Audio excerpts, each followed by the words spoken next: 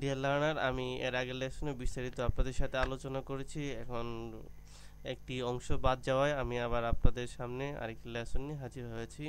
তো আমরা এই লেসনে দেখব কিভাবে আমাদের এই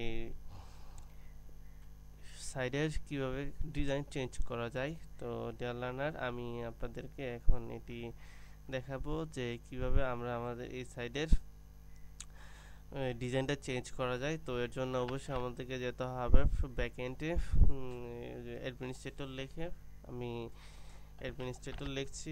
অ্যাডমিনিস্ট্রেটর লিখে চলে আসবেন এখানে লগইন পাসওয়ার্ড দিয়ে। তো আমার এখানে ওপেন করাই ছিল। তো ডিয়ার লার্নার, আমি চলে যাব এখান থেকে টেমপ্লেট স্টেশন থেকে টেমপ্লেট। আমার টেমপ্লেট হচ্ছে এটি থিমজা।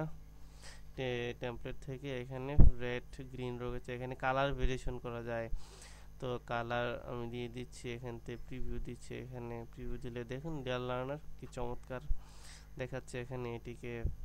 তো এখান থেকে এটিকে আবার অন্য কালারও করা যাবে, ব্লু করা যাবে এবং লোগো চেঞ্জ করা যাবে।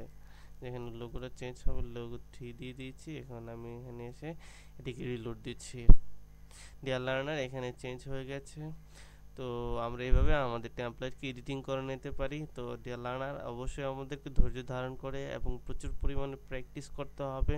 প্র্যাকটিস করার মাধ্যমে আমরা আমাদের গন্তব্যে পৌঁছতে পারবো এবং আমরা আমাদের ভালো একটি সাইট ফিল আপ করতে পারবো, এবং অন্যথায় কখনো আমাদের এরকম একটি সাইট ফিল আপ করা সম্ভব নয়। এবং আমাদেরকে অবশ্যই এর জন্য খুব মনোযোগ সহকারে প্রত্যেকটি স্টেপ ফলো করতে হবে।